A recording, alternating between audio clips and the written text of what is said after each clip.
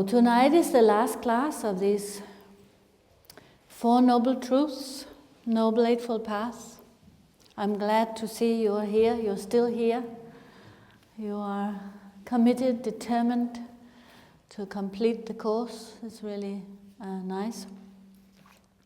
And so we have we've covered the first noble truth of suffering, the truth of suffering, the truth that there is general dissatisfaction in the world, in existence, in life. It's full of ups, full of downs. It's not all bad, but whatever's good doesn't last.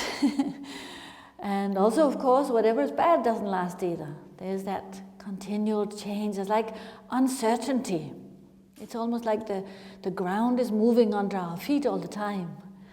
So that sort of anxiety is there, and to varying degrees. So the truth of suffering. Then we have looked at the truth of the causes of suffering. Why are we suffering? What is the cause? And we looked at ignorance, attachment and aversion as the root causes. I have to say, we have looked at it all very briefly, of course, because in 1 hour we can't do so much. But that was the truth of suffering. We looked at, what are the causes then of suffering? The truth of the causes of suffering. Then the truth of cessation of suffering is we're seeing that when we can let go and tame the mind, and we can settle the mind, we can free ourselves, free the mind. When the mind is freed from all these kleshas, negative emotions, strong grasping, clinging to a self, we have more clarity of mind, we have less attachment, aversion. Then there's a freedom that develops in the mind. This freedom from suffering arises by all the negatives falling away. That spaciousness of mind is there naturally. When all the shadows fall away, the light is there. We invite that in. Anyway, so the truth of the cessation of suffering, and the 4th noble truth is this truth of the path that leads to the cessation of suffering, right? And we're looking at this as so it's like saying, how do we get there? How do we get to that state of freedom from suffering? Because that's what we all want. Everybody wants to be happy. There's none of us who doesn't share that genuine wish for happiness, genuine wish to be free from suffering. All of humanity, we all want the same. But we go about it in very strange ways sometimes. We look for this happiness in very, very strange, roundabout ways and very mixed up ways. So the 4th noble truth is about this path that leads us to that cessation of suffering. How do we actually implement it? How do we go about living our life and finding this inner peace? And that's where we are describing and looking at this noble eightfold path, where we're saying the Buddha, this typical image that we always see for the Buddha is representing this first turning of the wheel of Dharma in the deer park in Sarnath in India, when the Buddha first started to teach. And so you have this normally these statues or images on the top of the temples of a deer on each side and this big wheel with 8 spokes in the center, representing that very important first turning of the wheel of Dharma, where the Buddha taught these 4 noble truths, and then also the noble eightfold path. Each of these spokes represent these 8 aspects to the noble eightfold path. And so we looked at last time the 3 spokes of these 8 spokes. Yeah, we're saying that these 8 spokes we can narrow it down or divide it up into 3 aspects. Well, sort of 3 main aspects. One is the right conduct. Say right conduct, right concentration and right wisdom. So we looked at the right conduct. We could say right conduct or ethical conduct or excellent conduct. It's very much about ethics, this thing of right conduct. So that covered right speech, right action, right livelihood, right? That's what we looked at last time. Saying, how are we going to achieve a state of mind that has inner peace? Is we have to know how to use our speech. We have to know what to do, what is right, what is wrong. It's about ethics, really. I think I love that word, ethics. It's wonderful. Ethics. Ethics is a wonderful thing, isn't it? It's a big topic in the world. If we are going to live and survive as on this planet, we need ethics. We need to apply ethics. Ethics really has nothing to do with Buddhism, has nothing to do with religion even, has nothing to do with whether you're a Christian or whether you're a Buddhist or Hindu or whatever. Anyone, all of us as human beings, we have this shared humanity in that we all want to be happy and none of us want to suffer. So we need to live according to ethics if we are going to achieve that. We need to live together as a human family, isn't it? On this planet. And we can see that there are a lot of problems, and a lot of these problems are because of lack of ethics, lack of this, what we say, right conduct, meaning not knowing what is right and what is wrong, applying, selfish actions, wrong livelihood, wrong speech, hurtful speech, action that is hurtful, etc. So we looked at that last time. But I think what is good to sort of just summarize from that is, we say, what is the definition of ethics? When we look at ethics, if you actually look up ethics as a definition on Google or somewhere on the internet, it says ethics means it's a system of moral values and principles. It's moral choices. And it's having a motivation that is based on right or wrong. That's the definition of ethics. You could say definition of right conduct.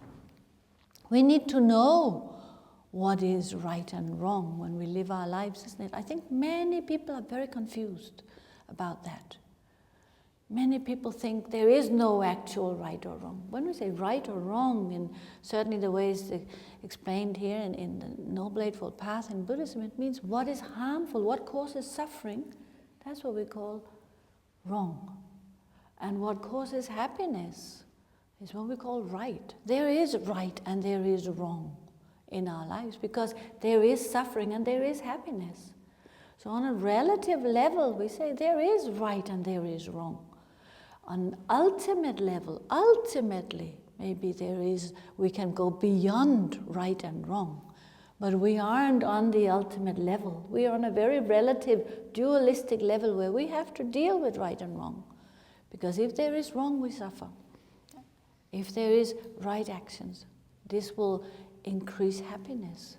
So we need to live according to some codes of conduct.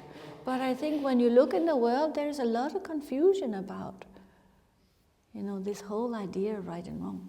So this is what the Buddha talked about 2,600 years ago. The Buddha was way ahead of his time. I'm sure he was. He was, I don't know, maybe he was like what today we would call an activist or a visionary or, somebody really who had such a vast view, such a vast motivation, such wisdom to be able to see what was needed and what were the problems, what were the issues. So the Buddha talked and taught in this first turning of the wheel of Dharma. The Buddha taught about ethics. And of course, I'm teaching on how can we live our life according to ethics. If we look, we have If you are a doctor, you have ethics, isn't it? You have certain, you live according to, or you study and you do your work according to medical ethics.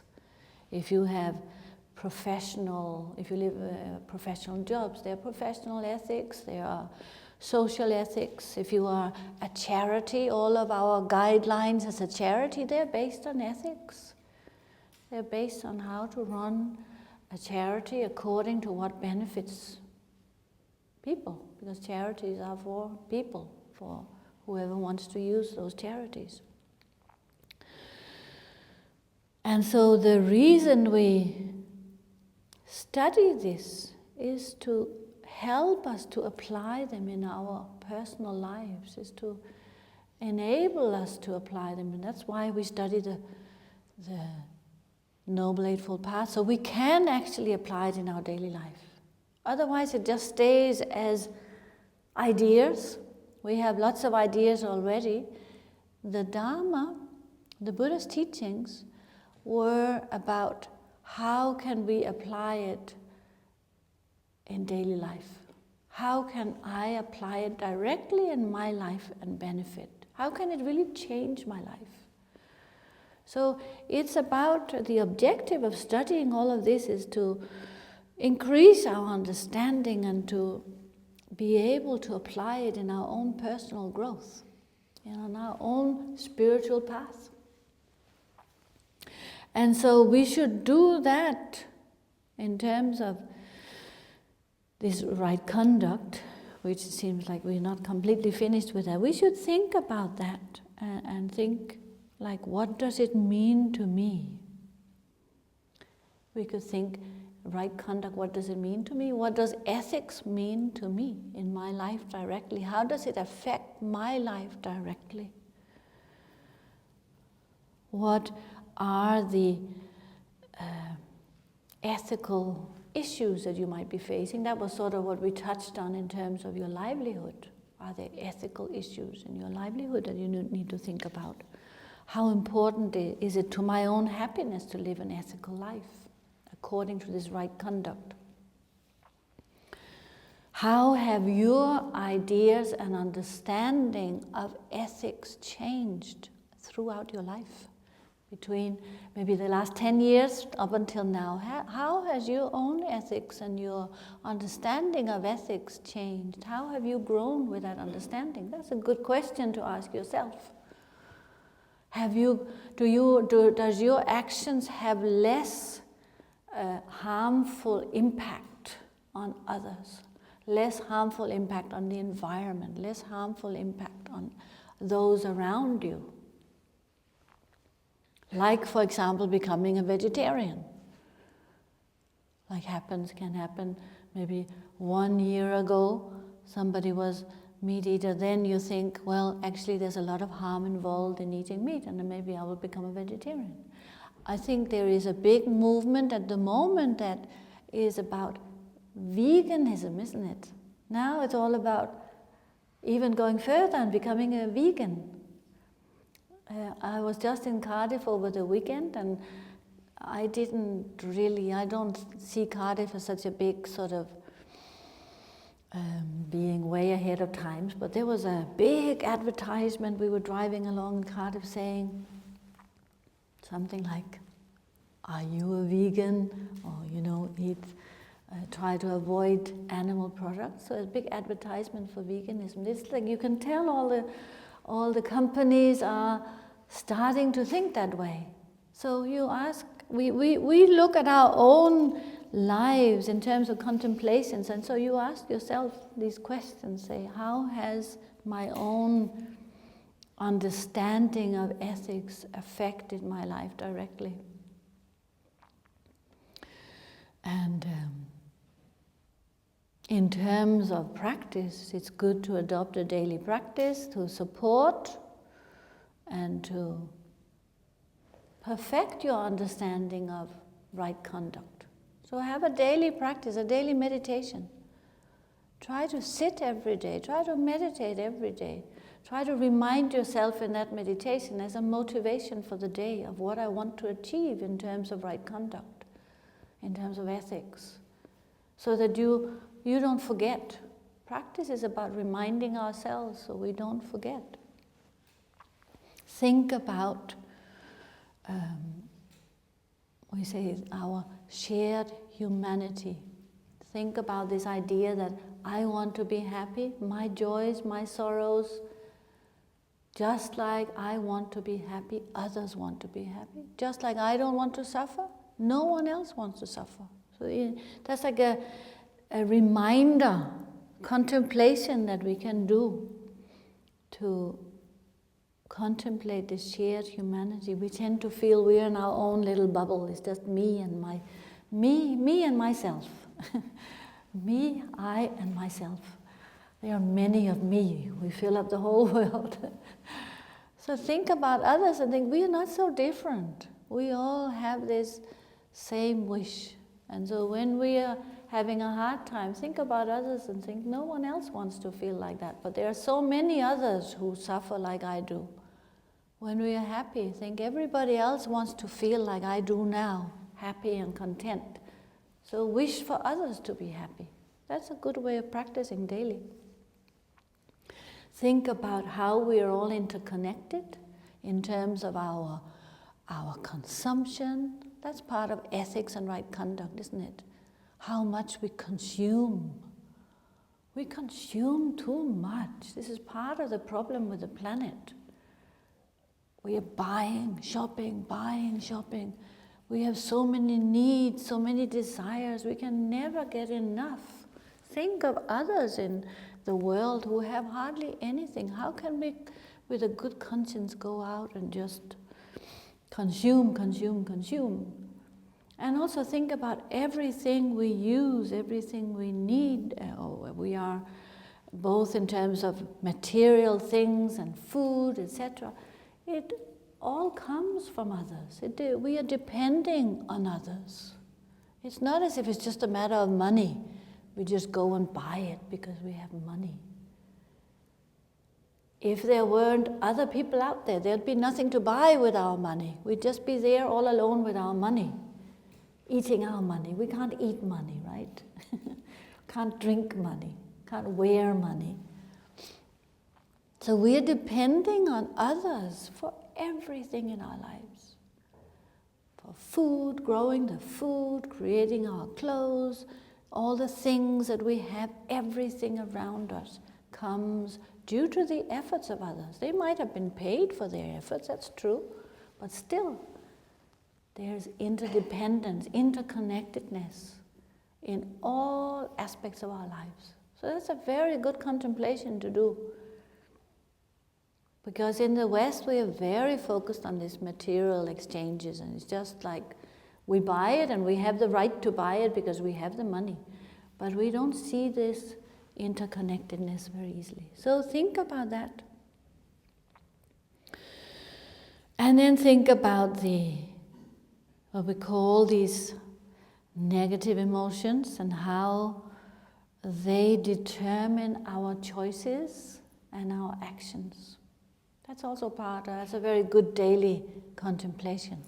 Think about how our moods, our thoughts create our moods then reflect in our actions, in our speech. Everything we do affects others, and then maybe increase the effect on ourselves. So contemplate that, see what effect does it have when I am very negative, in a bad mood, irritable, upset, angry, depressed, or full of sort of grasping, craving, or just dull and not caring. Look at the effect, just contemplate it. What result does it have on yourself? What result does it have on others around you? That's really good contemplations, healthy contemplations to do, because it's like looking honestly in a mirror. And I think all of that is part of really taking in the teaching on these, we say, especially here, we talked about the right conduct, ethical conduct. So I wanted to mention that as well. Then we go on into the right concentration. Yeah, so that's the next. So we had 3 spokes in the right conduct. That was right speech, right action, right livelihood. Now we have right concentration, which covers the two spokes of mindfulness and meditation. Right mindfulness, right meditation make up this excellent concentration. So you can see now there is a lot of talk, a lot of familiarity with mindfulness in the secular world, right? In the outside of Buddhism. Mindfulness has become a big buzzword, which is good in many ways. It's good that it's becoming more familiar, but you can see that really mindfulness needs to be taken in the whole setting of all this Noble Eightfold Path. Without that, it can become quite superficial. The Buddha taught mindfulness.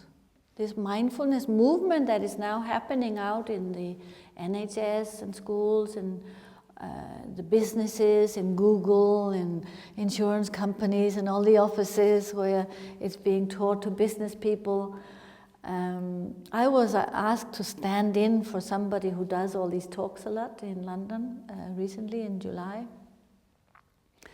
A person who goes to all these Google, etc. And he couldn't go, so he said, please can you go, because I have made this appointment, but now I can't go. So I went to a big hotel in some central London, and it was so strange. I've never been in that environment really. I think once or twice I have, but I went into the hotel. They had this whole day on, I guess, leaders within the company getting training, a day of training. So maybe they were being pampered in the hotel, I don't know. Maybe some of you have experience of all of this, but so I was the last one on their day's schedule. And I had to talk about mindfulness and what is this whole idea of mindfulness, and really what they want to know is how does mindfulness increase the productivity of all their employees. So I went into this room around the board, the table. There was no windows in the whole room, and all there was computers. Everybody was sitting with a laptop on the table. There was laptops and wires and computers, and I was standing there in front of this board of about 18 people talking about mindfulness. And it was quite surreal, actually, because my relationship to mindfulness is so different. I still think it's a good thing that people are learning about mindfulness, because without mindfulness, what can we really achieve? We have to be mindful in whatever we do, but I think it's so important that mindfulness is seen in this wider context of right speech, right? Ethics, in the context of ethics, in the context of one humanity, in the context of interconnectedness, in the context of compassion, loving kindness, selflessness. Otherwise we can say, I have to be mindful to make more money, to be more productive, to be more competitive, to be more busy, and is that really going to work? Is that really going to help the world? I don't know. People want to use it to be less stressed. Yeah, that's a good thing, but there has to be ethics involved for it to be a positive thing. And I'm sure many of these companies recognize that also. If they're taught from if they're taught right mindfulness, then I think it's good if it comes from a Buddhist organization, because then they will somehow weave that in. But I don't think it's always the case now. It has become big business. If you go and teach mindfulness to Google in a short little talk, like what I'm teaching you now, I would make a couple of £1,000, That's what they pay you to go in these companies. So mindfulness becomes big business. Like anything in these companies is big business. So everything becomes a little bit distorted, doesn't it? So I think it's important that you're aware of this, that mindfulness is rooted within these eightfold noble paths. One of these spokes on the wheel is mindfulness. That's what the Buddha taught. And all the other spokes are, so one is mindfulness, one is meditation. This is what makes up this excellent concentration. Mindfulness is, so let's say meditation. Look, we're really looking at what the Buddha's teachings were in a nutshell, was to say, give up negative actions, practice positive actions, and tame your mind. That was the teachings of all the Buddhas. That little verse from the Dhammapada summarizes the Buddha's teachings. So to tame our mind is what this is about. The right conduct is more about speech, body and speech, and this, right concentration, and the others, right wisdom, is about our mind.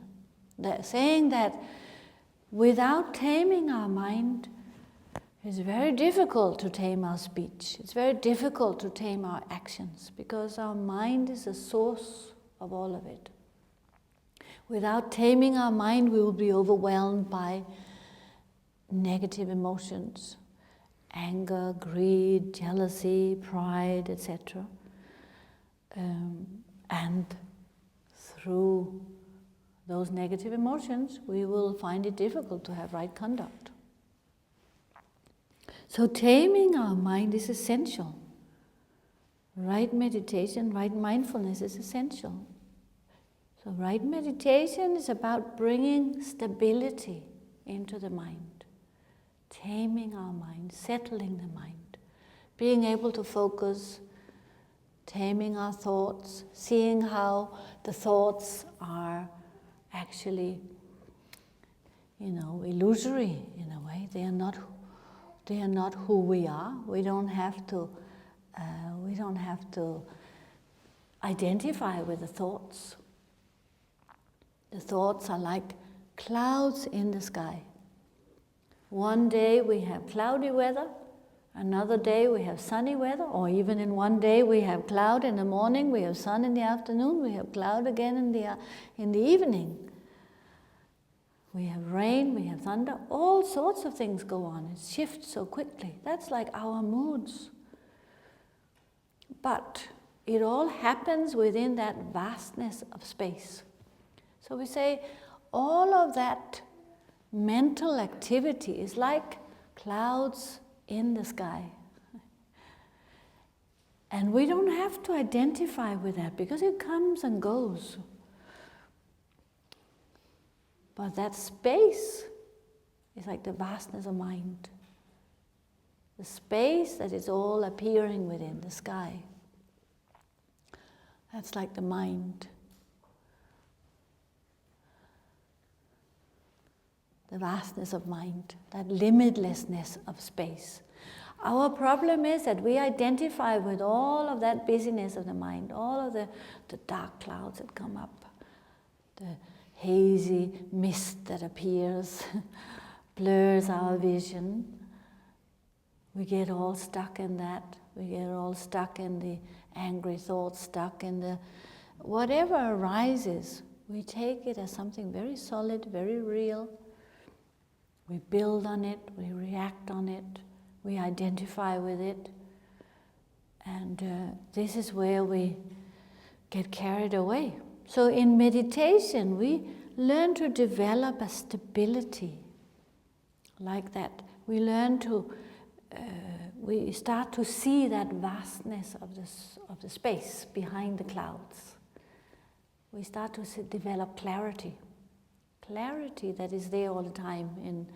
If you think of it, the sun is always shining and behind the clouds. So with meditation is discovering that inner spaciousness and clarity and understanding of what is actually happening in our mind. Developing mental awareness, and that's what we have a capacity for, mental awareness, and for making judgments, and for seeing what is good, what is bad, etc. Capacity for self-awareness, you could call it. So through meditation we learn to settle the mind, settling our mind on an object. We learn to tame the mind, tame the thoughts, and develop inner stability. So right meditation is extremely important. Right meditation means, proper meditation, not just sitting in a session for an hour and being half asleep, half awake.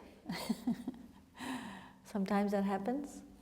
But having an ability to settle our mind focus our mind on an object and rest our mind on that object, focus our mind on an object for as long as we wish. That's right meditation, having real clarity and presence. And for that we need right mindfulness. The mindfulness is sort of an awareness of what is actually happening. You could say like a watcher, like a quality, like knowing what is happening, to be aware of what is happening in our mind while it's happening, so that we don't go astray. We don't start wandering, we bring ourselves back. You could say mindfulness is knowing what is happening while it's happening. Like a mirror that just reflects what's going on. A mirror doesn't judge, a mirror doesn't get involved, it just reflects whatever's in front of it. So we need to have mindfulness, we need to have meditation, we need to develop this ability to concentrate very well,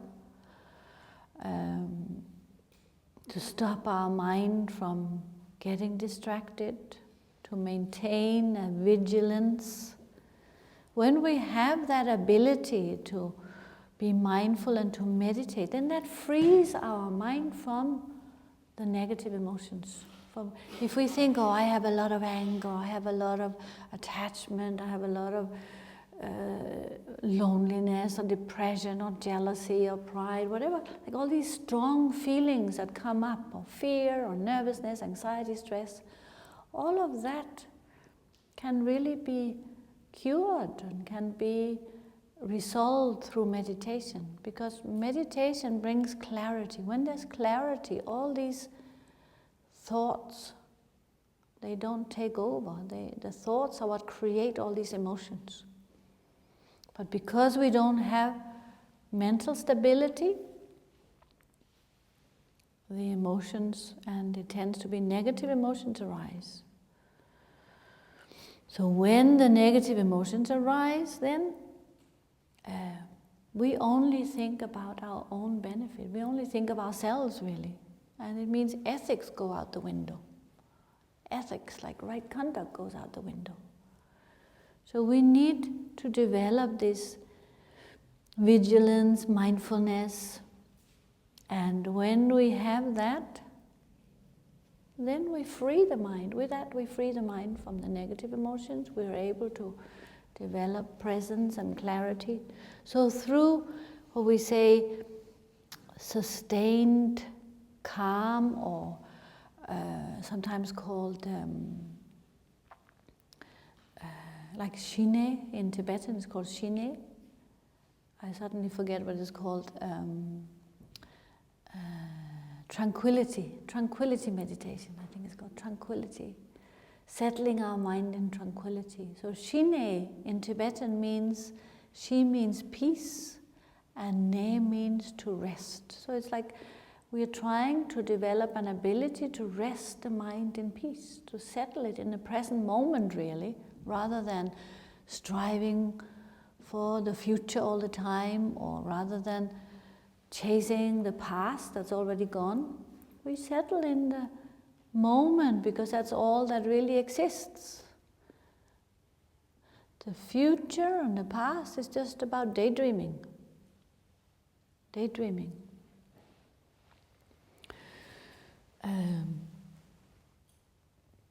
So sometimes, like when I have several courses going on at the same time, I forget what I talked about in this course and in the other course. But it's described as don't go fishing. Don't be like a fisherman that's casting your net. It says, don't be like a fisherman casting your net in an empty riverbed. That's an image to say, don't constantly think about the future. Because when you're doing that, constantly thinking about the future, planning the future, you're like a fisherman casting this net into a dry riverbed. You're going to get nothing. You pull in the net, there's nothing there. And then the other image for the past, when we're all the time involved thinking about the past, what happened in the past, all these things that were going on in the past, whether they were positive, whether they were negative, it's also just thinking, isn't it? It's just daydreaming. That's compared to somebody who's always making drawings on the surface of water. So we are like somebody who is like say we want to be an artist. We're being so artistic in our mind. We're thinking about all these fantasies in our mind about the past, but there's nothing there. We are drawing on water, right? It disappears in an instant. And when we are always thinking about the present, they say it's like housekeeping in a dream. Housekeeping in a dream, although we don't achieve very much by housekeeping in a dream, right? We should do it for real. We should do lots of housekeeping for real, but not in a dream. Now these are images to help you to remember.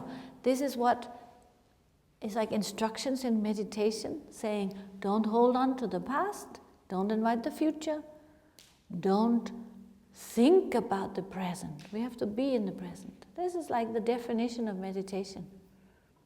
Right? Does that make sense to you? Don't hold on to the past. Like, why are we thinking so much about the past? Why are we thinking so much about the future? We should be right here and now dealing with what's going on now. Because what is now becomes our past. Our future is also, everything is now. We're creating our past and our future, depending how we deal with the present. So meditation is extremely important because it helps us to do that. It trains us. It's a method to enable us to do that.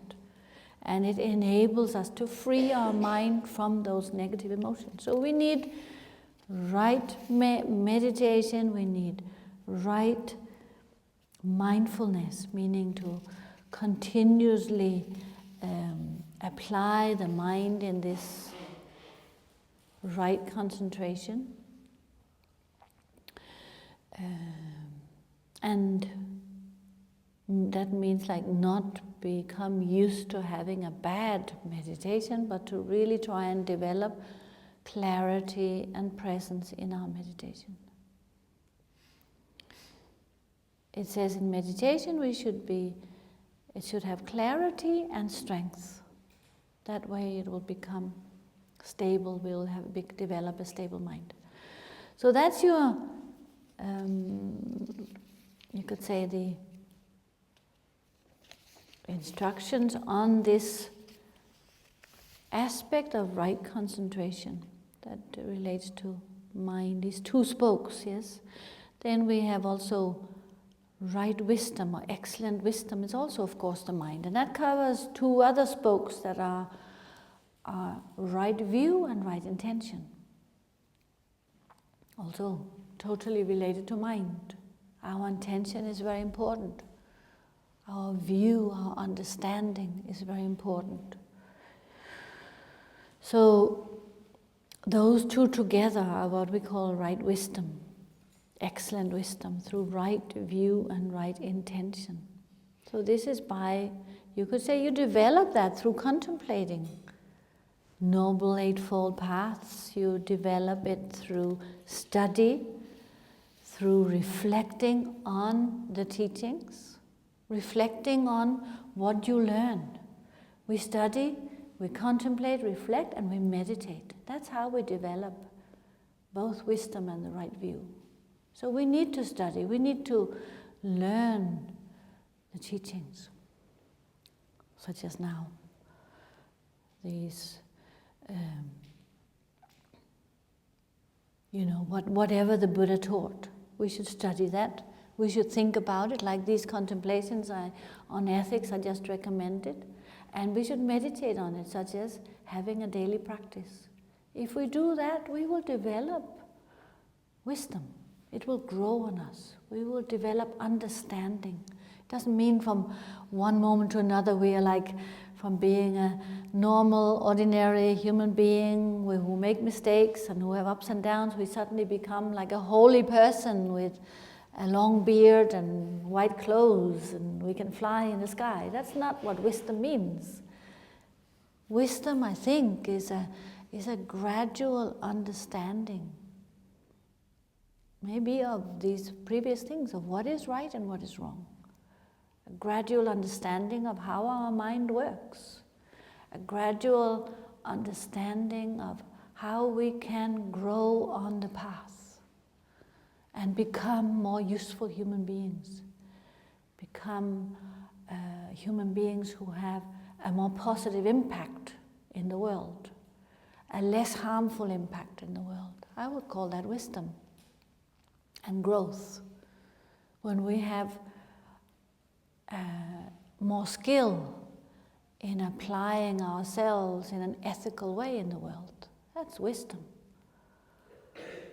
And then gradually that extends into understanding more deeply the mind and more deeply what we say, selflessness, no self, no duality. That's real excellent wisdom when we come to a very deep understanding of voidness.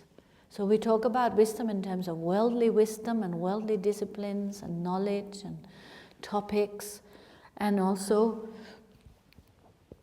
greater, transcendent wisdom about understanding this nature of all things, the nature of mind, the nature of reality.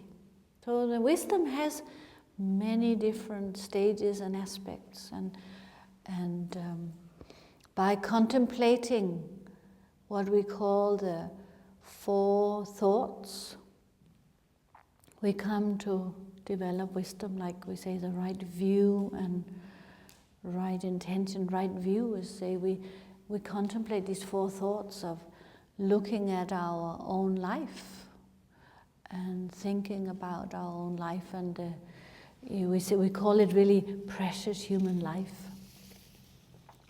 So that we contemplate our own life and see how we can best use it. So it's a sense of developing appreciation for everything we have, so that we don't misuse our opportunities, because that's what we often tend to do. We don't really appreciate the opportunities we have, and so we end up wasting them. We end up either wasting them completely, or we actually misuse our situation so that we cause harm. So, right view is established through recognizing that and thinking about that and developing an appreciation for our own potential, to see how great a potential we have. It's also about recognizing and contemplating impermanence, and to see how we tend to disregard impermanence in our lives, how we tend to live our lives as if we will live forever, how all the opportunities we have will stay there forever. And so that it's almost like if we believe in permanence. But of course, when we really contemplate it, we see that everything is impermanent. So we need to contemplate that in order to establish a right view. We need to see how we often act contrary to laws of cause and effect. So that we act in ways that cause suffering for ourselves and for others. We want to be happy, but we act in a way that causes suffering. It doesn't go together. So we look at that, and we look at how we want to be happy, but we tend to look for pleasure instead of looking for happiness. We mistake pleasure for true happiness in our lives. So we are chasing all these external things rather than looking for an inner peace, inner contentment, inner sort of confidence, you could say, courage or confidence. So we look in mistaken places, so that we try to reverse all of that, and we recognize that we can change, and we put more energy and enthusiasm into our practice through these 4 thoughts. So that's how we develop right view also, and right intention. We need to develop right intention. So the right view, right intention make up this right or excellent wisdom. So we say intention. This is also, so you can see how right intention, what I was saying about mindfulness, has to sit within this framework of the Noble Eightfold Path, because intention is about compassion and selflessness, and we call it bodhicitta. It's about seeing that we can't just live our lives just for our own sake, or just for the sake of a few close people in our lives. We have to live our lives according to this shared humanity. We have to see how we're all interconnected, and how everybody wants to be happy and nobody wants to suffer. The reason there's so much suffering in the world is because we don't have this right intention, and we don't have bodhicitta or others' benefit at our heart, and we don't see that if we don't have bodhicitta or the benefit of others as our intention, then we cannot really truly achieve inner peace and happiness. It's all like with that interconnection, recognition of our interconnectedness and shared humanity, it becomes clear how we cannot become happy just by living our lives for our own sake. We must think of others. So right intention is very important in this whole picture. And also right intention is about, you could say it's like an aspiration that propels us towards our goal, almost like an arrow. When you shoot an arrow and you aim it very well, it goes to the goal. Whereas if you shoot it just haphazardly this way, or you don't aim properly, it won't reach the goal. So we have to have clear intention and right intention.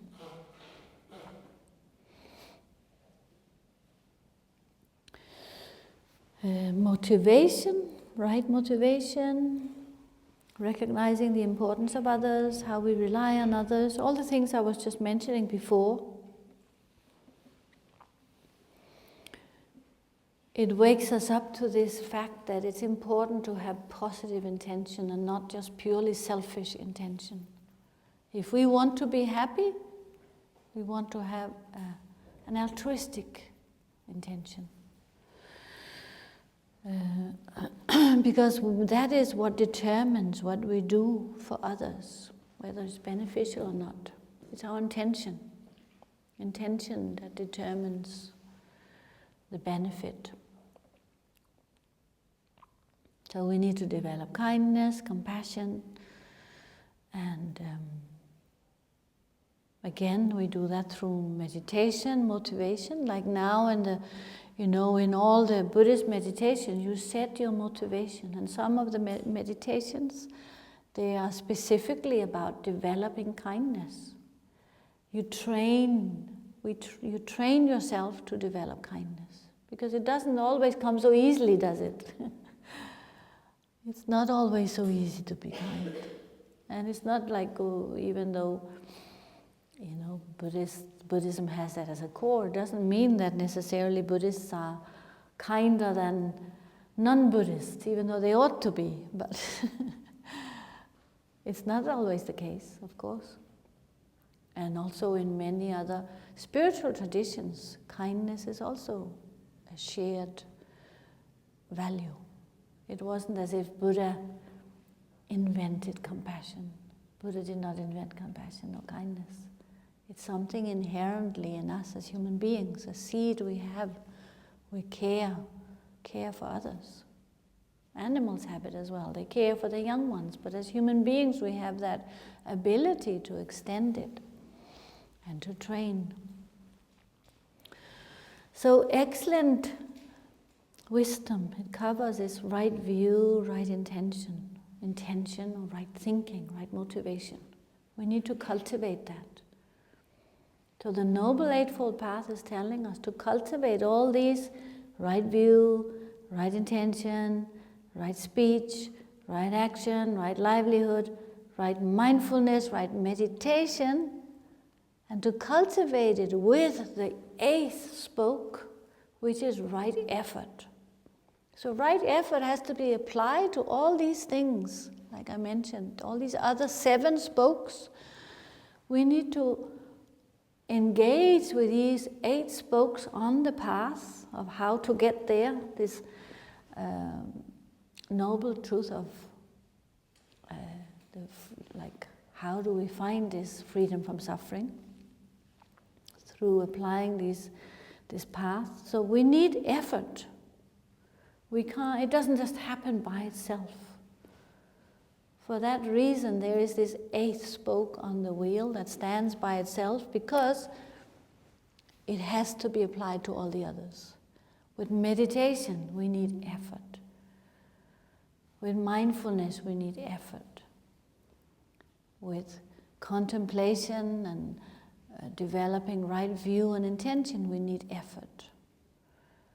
With right speech, we need effort. With right action, we need effort. With right livelihood, we need effort. We need to apply ourselves in all these aspects. And for that application, for all these different aspects to have an impact and to be successful, we need to really engage with effort, or you could say with diligence. Because if we don't have that, it's like we see in all aspects of our life, if we don't have effort, not much is achieved. We don't have much result. Our result depends very much of how much we invest in something, doesn't it? If you want to be a great artist, if you want to be able to paint all these amazing paintings of the life of the Buddha, when he cut his hair, when he was a prince, or when he was faced with all the maras, or when he, the Buddha's birth, or the Buddha's enlightenment, or the time when he was requested to turn the wheel of Dharma. If we want to become that great artist who could paint all of this, we need to do a lot of training. It doesn't just flow out of the fingers naturally for most of us. You want to become a great artist, you do a lot of training. You go to school for years and years and years to train. If you want to become a great musician, you play the scales day in, day out for hours and hours to develop that skill. So you have a lot of effort. You want to become a doctor, you study, I think, for 7 years to have your final papers and experience and knowledge. Everything, when we want to achieve something, we can see that it takes a lot of training and a lot of effort and time is invested in it. It's the same on our spiritual path, and in order to develop that inner peace, we need to have effort, and without it, it's very difficult to really have a result. It means we need to meditate daily. Have effort in meditation. Sit daily for like 20 minutes to tame your mind. Start your day with developing right intention for that day. Every day, beginning of your day, say, today I'm going to really be mindful. Today I'm not going to allow anger or whatever my negative emotion tends to be. I'm not going to allow negative emotions to take over. I'm going to be present. I'm going to be aware. I'm going to practice kindness. Today I'm going to remember not to sort of let my mind go astray. So start your day with daily meditation, and at the end of the day, you try and look at how well you did. And if you did well, then you encourage yourself. And if you didn't do so well, you think, tomorrow I'm going to try better. That's mindfulness. Apply mindfulness. It needs to be applied. Without application, we won't get the result. It means without effort, we won't get the result. It needs application. So effort is, for that reason, the Buddha made that a whole, one of these 8 spokes on the wheel is effort. One spoke carries a lot of weight. So in the meaning of diligence, we call it diligence in English, isn't it? It's in Tibetan it's called sundru. Sundru is how is translated into English as diligence, but in the word diligence in English sounds a bit dreary, doesn't it? It sounds like hard work. It sounds like not that inviting. Whereas actually the Tibetan word sundru has a feeling of joyful effort, joyful application. There is a sense of joy in doing what you are doing. There's a sense of real delight in applying yourself. That is what's meant by sundru. And that's what we need. We need to have joyous effort in applying all this mindfulness and meditation and discovering the path. Because that way, it's like oiling the wheel. We're oiling the wheel, otherwise we get stuck in the mud. If it's diligence or effort without joy, we're like a wheel that's going, but it falls into a hole and we can't really get out of that hole. With joyful effort, we are running very smoothly. We're just flying, When we have joy in something, our mind stays with what we are doing. Our mind sticks to it. The joy is like, oh yes, this is really good. We feel like that's something, our attention is fully with it because we enjoy it. So joyous effort is important in whatever we do, not dreary diligence. That won't get us so far. That has a sense of pushing ourselves. But joyous effort, it says it has there's sort of 3 aspects to that. One is like armor, like an armor that is gives strength. It's a courageous determination when we have that diligence. We become very determined. We're not going to give up. Whatever comes our way in terms of obstacles, when we want to achieve something, we're not going to let it push us over. We are going to persist until we achieve what we set out to achieve. So we need that armor-like perseverance in our efforts. Otherwise we get pushed over, we get stuck in that muddy hole, we become negative, we become lazy, we give in to temptations of this and that and get distracted. So armor-like joyous effort. And Then it says also we need to have joyous efforts in terms of positive activity, in terms of right action. We need to apply it in terms of positive action. It's not, when we talk about diligence or joyous effort, it shouldn't be in a negative direction, right? That's not what we're talking about. We could be diligent in being very, very bad. We could be diligent in causing a lot of harm, right? We're talking about diligence in terms of positive action. So that's the second aspect of it. With joy and enthusiasm in applying ourselves to all these things we've talked about, the meditation, positive action, etc., reflection, study, meditation. And third type is called insatiable diligence. That means that it can't be stopped. There's so much energy, there's so much strength in our motivation that we really want to make a difference. We really want to make the most of our life. We really don't want to stop. We found something so precious that we can't let it go. In every possible way that we want to do what we can. So those types of effort is what we need in terms in all areas of our life, really. But it said at the same time, what to help us recognize what our obstacles might be is that then it's described what the opposites are. So each of these three, they have an opposite corresponding laziness, because of course what we often run up against is that we're lazy. We're not very diligent. We don't meditate every day always. We don't always even find time for like 15 minutes to sit, but we have plenty of time to drink coffee or watch TV or sit on the phone or do other things, chatting, but to meditate. So we have our obstacle often is laziness. So it talks about these three different types of laziness.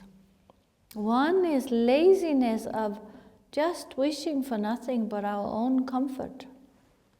That's the one we all know very well, isn't it? I certainly know that one. Just putting your feet up, drinking a cup of tea, So not doing much, tendency to idleness, sleep. It's a sort of a craving for satisfaction and comfort. That means that it ignores the process of Dharma or the spiritual path or what we know is good for us. We kind of put it off. I think it's the one that you call like the manana attitude, the attitude of tomorrow. Tomorrow, I won't do it right now. I got, just tomorrow. Do it some other time. So the poor Spanish people have become very famous for that attitude. It might not be true. It's probably a complete projection, but like Mediterranean countries, the sun is so hot and the warmth, and so we all think when you come from the north, you think that that's the attitude everybody in the south they have, that they just sit around in the sun and drink teas and coffees. So we should think about impermanence. That's the antidote, is thinking about impermanence. We haven't got all the time in the world. Then the other types of laziness is, we say, faint-heartedness. That's not normally, we don't normally think of that as laziness. When we think, I can't do it, I'm not capable. We get down on ourselves, we lose courage, and we think that everybody else can do it, but I can't. I'm no good. I don't have the qualities. I don't have the talents. I have too many obstacles. I had a bad childhood, so I haven't got the ability. I have too many hindrances. We think, that type of thinking is what's called faint-heartedness. And that's actually an aspect of laziness. We should recognize that as laziness. We should not allow that type of thinking to take over. It's just an excuse. We are making excuses for ourselves. And so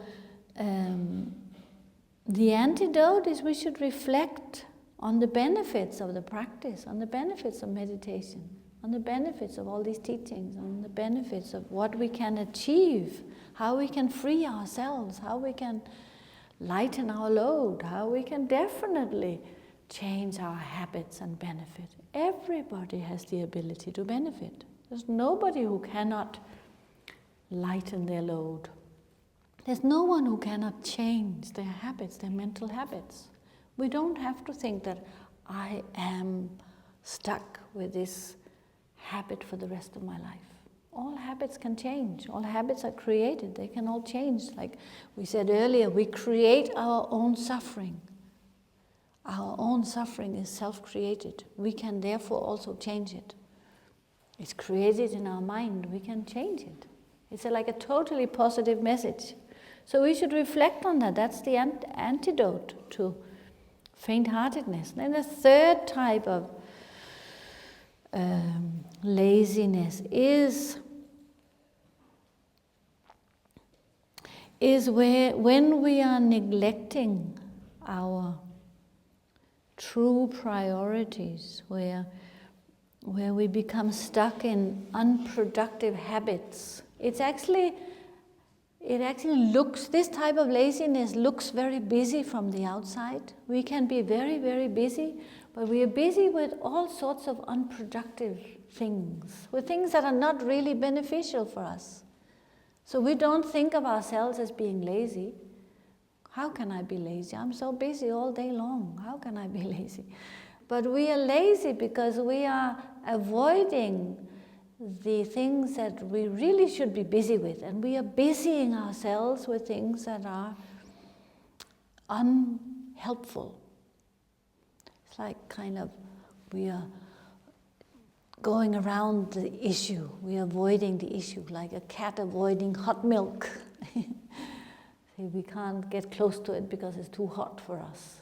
The things that we really need to deal with, we avoid, but we busy ourselves with other things instead. So we don't think we are lazy, but that is also classified as a type of laziness. Neglecting our true priorities, ignoring deeper aims. We are preoccupied with just very limited things, very sort of superficial things. Of course, in our lives, there are certain things we have to be busy with. You can't just suddenly go and give your notice in your job and say, oh, Buddhism tells me, I shouldn't be busy with worldly things. You need, a house, a roof over your head, you need food, etc. You need to make a living, right livelihood. So we can't do that, but we need to look at how we often preoccupy ourselves with things as an excuse and with things that are unnecessary in order to just avoid dealing with things that we really ought to be dealing with. That's what this is about. And it's about showing us and telling us that right effort in terms of Dharma, meaning right effort in terms of applying ourselves to taming our mind and to living our life according to this Noble Eightfold Path is never wasted. That type of effort is never wasted. Whatever amount of effort we can make is very good effort. It's very worthwhile effort because it's something that is very beneficial. We will gain the fruit of it. We will have the benefit of it. That's what this is telling us. So, today I'm talking a lot. So, because today is our last class of these Four Noble Truths, Noble Eightfold Path. So we have now sort of covered that in only a short way because it's only 4 classes. But that covers really this whole the Noble Eightfold Path as the path that we are traveling. It represents this path that we travel in order to free ourselves from suffering. So the Buddha pointed out that this is what we have to do. If we recognize that there is pain and suffering, this dukkha. There is dissatisfaction in the world, and there are these causes. And if we want to free ourselves, then it is possible. And this is what we should do in order to free ourselves. We need to live our lives according to ethics, right conduct, and we need to tame our mind. The Buddha said that's how we free ourselves from suffering. So there is a way, there is skillful means to apply, because there is then instructions in meditation. The key thing is our mind. The key thing is taming our mind. The key thing is training to develop this mindfulness and shine, inner peace, and to apply ourselves in all these different aspects of, this Noble Eightfold Path. But so with meditation, our skill and our ability grows, and our strength grows. We need to have both the knowledge and we need to have the training. We say that's like the wings, the two wings of a bird. The knowledge, the understanding, and then the training, the application. So once we know and understand, then we must take it into our life, think about it, chew it over, say, what can I do? How can I increase my understanding and my application? And then apply it and do that, and try and train more, try and apply yourself more, try and see what you can do to benefit more. Then you directly will benefit from that, directly in your personal life. Very, very quickly, really. Not mean that, like I said, we don't become a holy person overnight, but we directly and immediately benefit as our understanding increases. So it's a very organic growth, that we are weeding out all the weeds and we are planting all the seeds and we are tending to those seeds and watering them and looking after them, and the growth happens and we have the fruition.